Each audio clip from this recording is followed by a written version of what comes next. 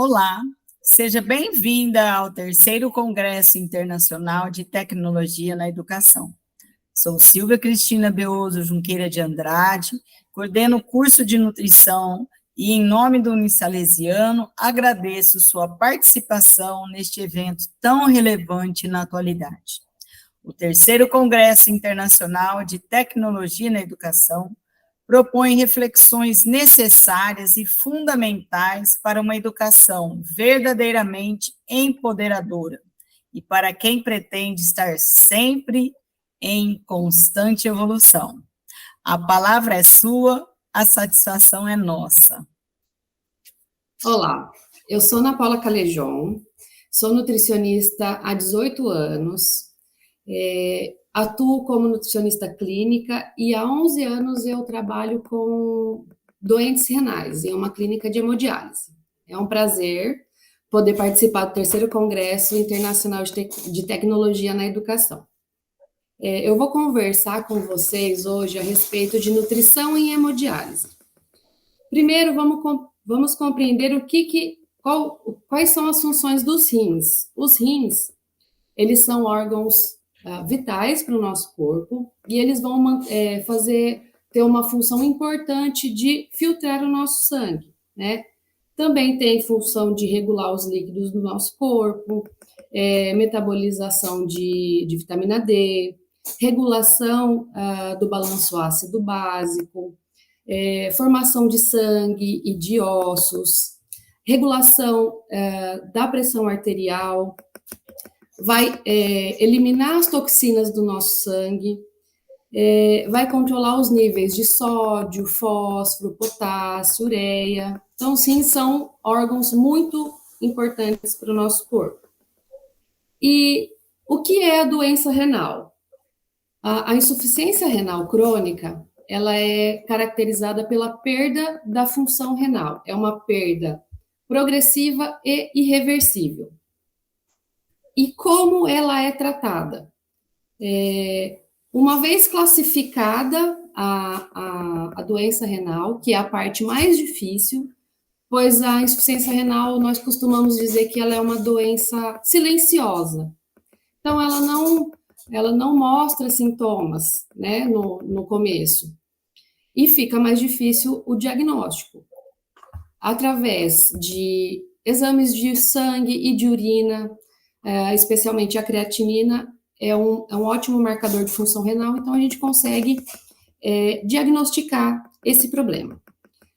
Aí, nós temos a classificação da doença renal, as etapas da doença renal. Nós temos nível 1, 0, 1, 2, 3, 4 e 5. Sendo a menos grave, o nível 0, né, quando ainda não tem a lesão renal. E isso se dá através da filtração glomerular. O nível 5 já é o nível mais grave, onde já se tem a progressão da doença renal, que a classificação é quando é menor que 15 ml por minuto de filtração glomerular. Aí, né, quando a pessoa ainda está nesses níveis até o 4º estágio, a gente chama de tratamento conservador, que é o quê? Quando há progressão da doença renal, mas ainda não precisa de diálise, porque eles têm um pouco ainda de função renal. E a partir do estágio 5, já a pessoa, quando os rins ainda não conseguem mais fazer a sua função, a gente tem, esse paciente tem ou que fazer uma terapia renal substitutiva ou um transplante renal. Entrando em hemodiálise, como que vai ser a alimentação desse paciente? Bom, hemodiálise. O que é hemodiálise? A hemodiálise é feita através de uma máquina. Então, essa máquina, ela é chamada de rim artificial. Ela vai fazer o trabalho que os rins que estão com problema não vão conseguir fazer. Então, vai filtrar esse sangue através dessa máquina. A hemodiálise ela é realizada 3 vezes na semana, com duração média de 4 horas. Né? Também temos a diálise peritoneal, que é já uma diálise feita em casa diariamente. Quais são os sintomas da pessoa que tem um problema renal? Então, quando essa pessoa, quando tem a perda da função renal, ela pode sentir câimbras, coceira, fraqueza, edema, até um edema pulmonar. Mas, como eu disse, é uma doença silenciosa. Quando a pessoa sente alguma coisa, já é o sinal de que essa doença já está bem avançada. Então, a hemodiálise, as pessoas que fazem um tratamento de hemodiálise têm uma particularidade na alimentação. É uma alimentação normal.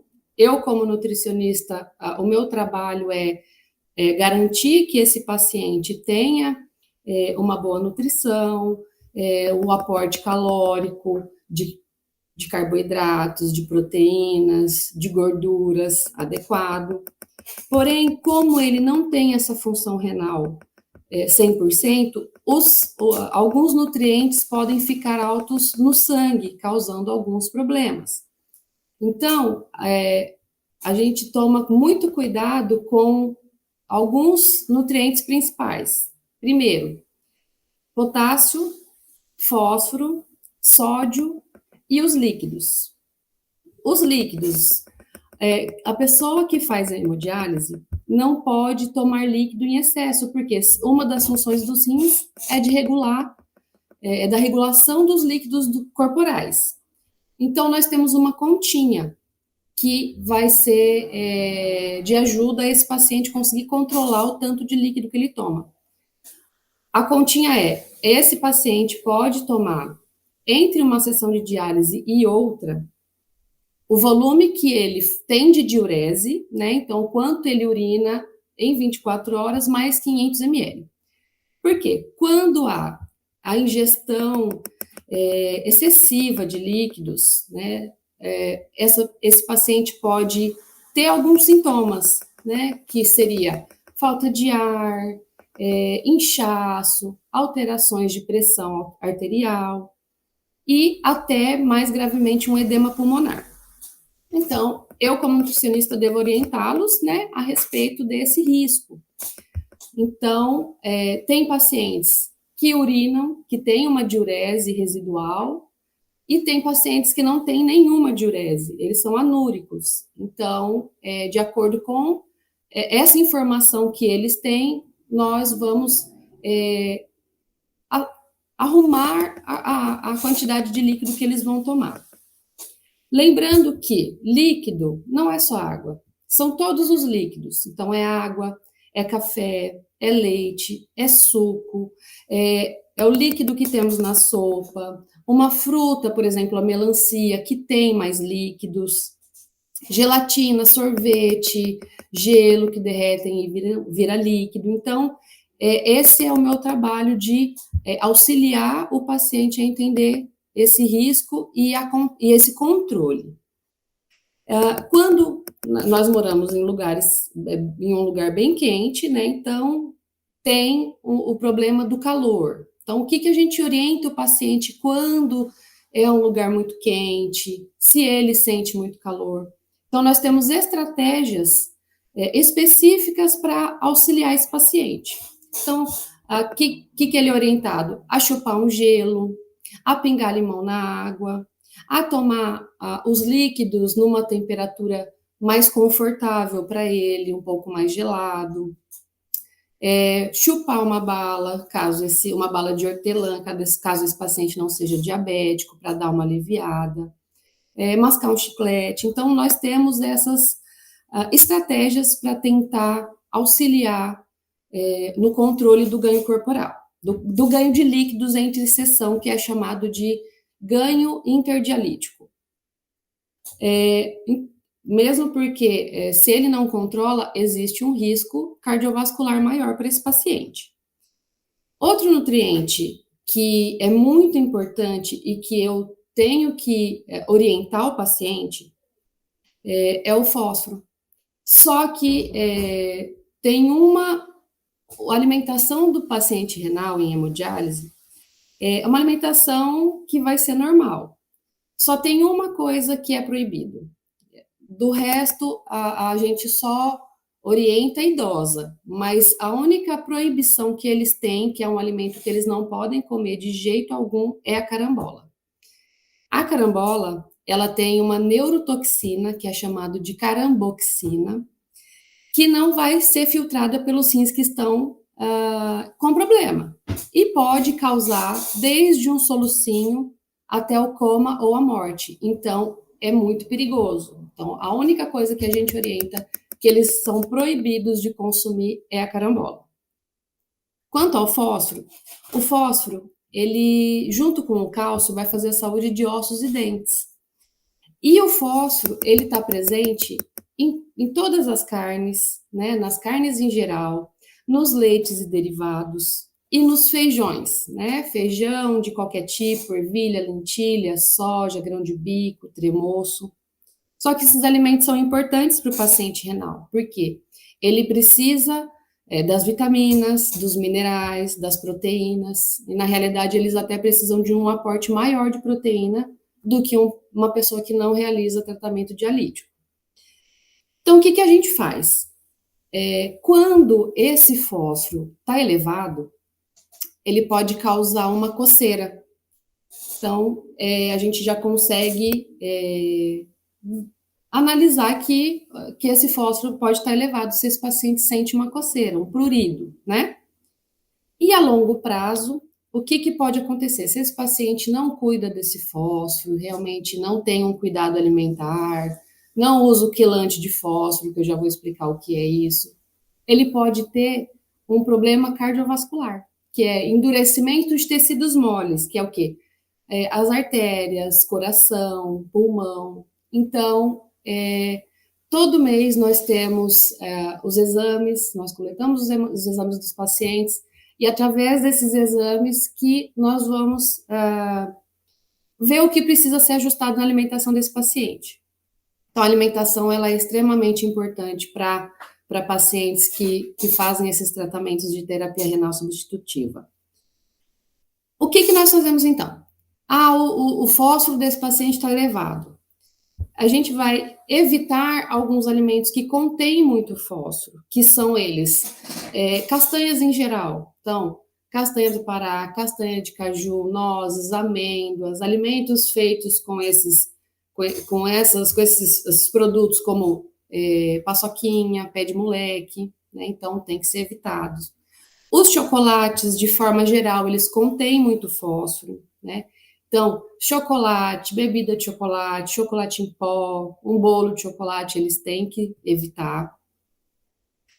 Frios embutidos, salsicha, linguiça, presunto, mortadela, salame, bacon, né? Tem uma quantidade de fósforo muito elevada, tem o sódio, que também vai ser muito ruim para esses pacientes. E tem gordura saturada, que não é interessante nem para paciente renal e nem para paciente que não é renal. Outros alimentos também, como coco ralado, sorvetes à base de leite. Os pacientes em hemodiálise, eles têm uma quantidade a ser usada de leite por dia.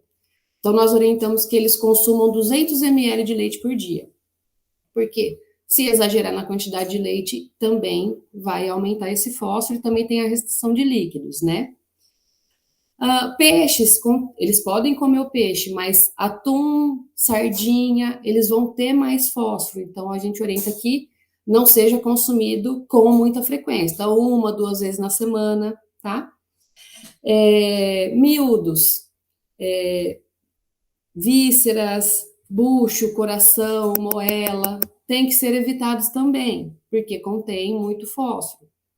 E refrigerantes de cola, aqueles refrigerantes pretos, eles vão ter muito fósforo. Também nós orientamos que não seja consumido. E a cerveja.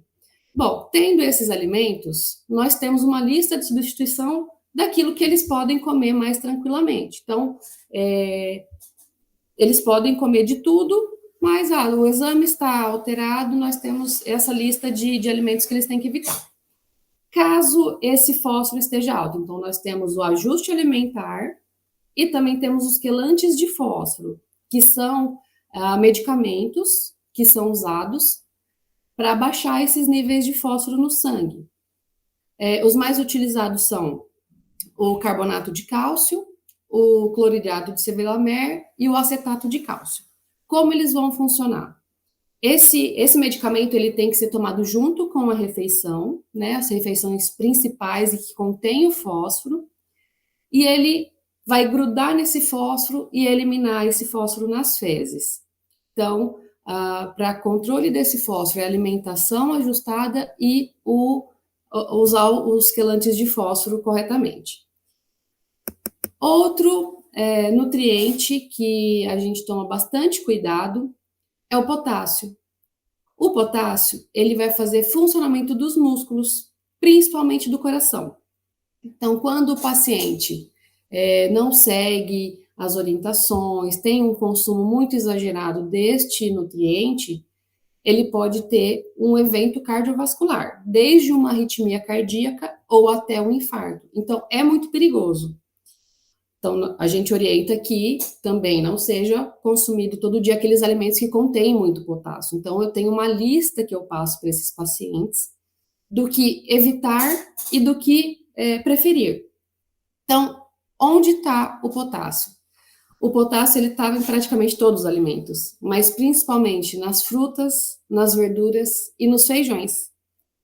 Então, eu tenho que orientá-los preferir aqueles que têm menos potássio. Então, as frutas, nós orientamos que eles consumam de 2 a 3 porções por dia, dando preferência àquelas que têm menos potássio, por exemplo, abacaxi, banana maçã, banana ouro, caju, caqui, figo, lichia, jabuticaba, laranja-lima, limão, pera, pêssego,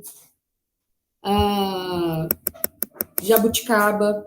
Então, esses alimentos, essas frutas vão ter menos potássio, então não vai ter o risco aumentado no seu sangue e pode acontecer algum problema cardiovascular. Só que também eu tenho que orientar esses pacientes que tudo que é consumido em exagero também vai causar um problema. Porque se ele pega uma fruta que tem pouco potássio, só que come de forma exagerada, esse potássio também pode aumentar a concentração dele no sangue. Quais são os alimentos, as frutas que têm muito potássio que eles vão consumir uma vez na semana ou uma vez a cada 15 dias? Não vai ter um consumo diário, né? Isso também tudo dependendo do seu nível de potássio no seu sangue. Então, frutas que têm muito potássio são abacate, ameixa, água de coco, banana prata, banana nanica, laranja pera, laranja baía, goiaba, kiwi, manga, nectarina, uva, açaí. Então, esses alimentos contêm muito potássio, então a gente dosa a quantidade que eles vão consumir durante a semana, né? Aí eu tenho as verduras. As verduras, vamos preferir aquelas que têm menos potássio, como a alface, a selga, repolho, abóbora, abobrinha, berinjela, chuchu, rúcula, broto de feijão, vagem. Então, nós damos prioridade para esses alimentos. Eles vão consumir tanto as cruas quanto as cozidas, né? No almoço e na janta, normalmente, como todos nós devemos consumir. E evitar aqueles que têm muito potássio, que é batata doce, cará, inhame, mandioca, mandioquinha, cenoura, beterraba, couve-flor, brócolis, almeirão. Então, esses eles vão evitar.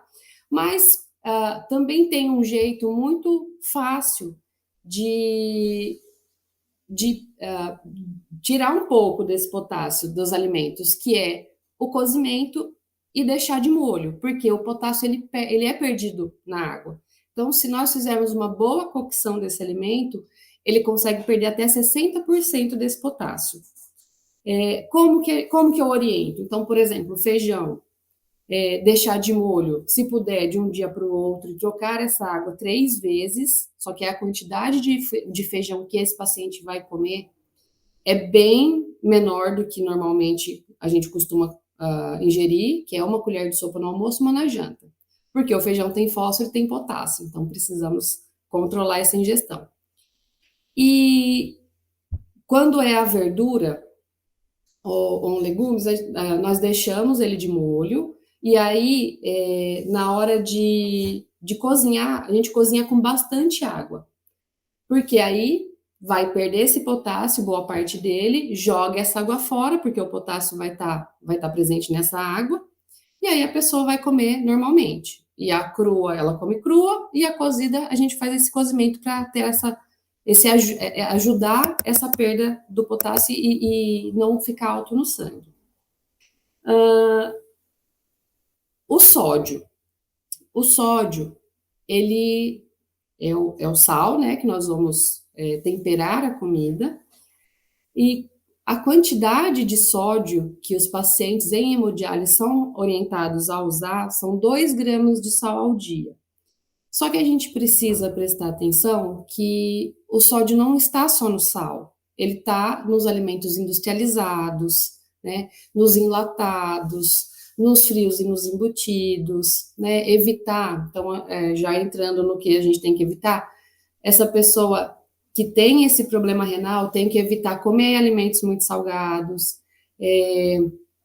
peixe salgado, carne muito salgada, evitar aqueles cubos de caldo que contém muito sódio, então ele não vai ser interessante, né, para essa pessoa que tem esse problema renal e que faz um tratamento dialítico.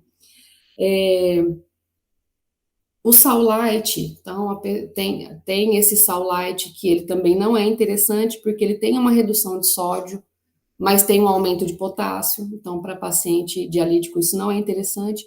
Então nós orientamos que eles usem o sal em pequena quantidade e para melhorar o sabor desse alimento, eles podem usar e abusar de temperos naturais, que é o que? Alho, cebola, salsinha, cebolinha, azeite, colorau, curry, açafrão, pimenta, para melhorar o sabor desse alimento sem aquela grande quantidade de sal ou de temperos industrializados que vão ser ruins para a saúde desse paciente.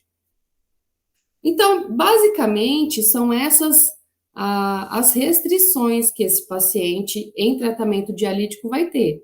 Mas ele vai ter uma vida normal, né? Vai fazer o tratamento dele e com a ajuda nutricional, a ajuda da nutricionista, nós vamos fazendo esse ajuste na alimentação, orientando para que ele siga todas as orientações, para que ele tenha uma vida normal, tenha uma qualidade de vida melhor, né? Mesmo fazendo esse tratamento de diálise. Mas a alimentação, ela é extremamente importante nesse caso, porque não é só fazer o tratamento corretamente, então fazer a quantidade de horas prescritas de diálise e também alimentação, porque os dois vão se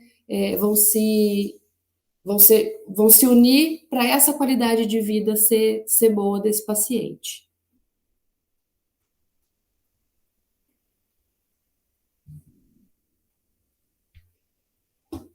Muito obrigada pelo convite, fiquei muito honrada em poder participar desse congresso que agrega tanto na comunidade acadêmica. Fiquei muito feliz, muito obrigada. Obrigada, Ana Paula. Realmente essa área, né? Aliás, todas as áreas da nutrição não tem o que você falar que não é importante, né? Mas eu já trabalhei com paciente renal, tem hora que dá uma dorzinha de cabeça, né? Porque você tem que ter uma capacidade muito grande de planejamento de cardápio, visando, né, esses alimentos aí. Porque às vezes você pensa no sódio, esquece do potássio, depois você vai ver o potássio tem o sódio, né? E às vezes o paciente ele quer um tipo de alimentação e você não pode, bem assim. Mas eu sinto que a gente tem uma gratidão muito grande de poder estar ajudando essas pessoas, né? Com certeza. E a nutrição realmente é uma peça fundamental, seja né, a hora que você para pensar, todas as doenças, a nutrição está lá atrás, né? Exatamente. Então, olha a riqueza dessa profissão aí, que a gente tem que levar esse conhecimento mesmo aí, né? Com certeza. Pelas fronteiras aí do nosso congresso, né? Então, muito obrigado por sua participação. Esse momento realmente é um momento de grande reflexão, né? E vai ter um grande peso para os participantes do nosso congresso, né? E em nome do Salesiano, a gente agradece a sua participação. Muito obrigada. Eu que agradeço. Muito obrigada.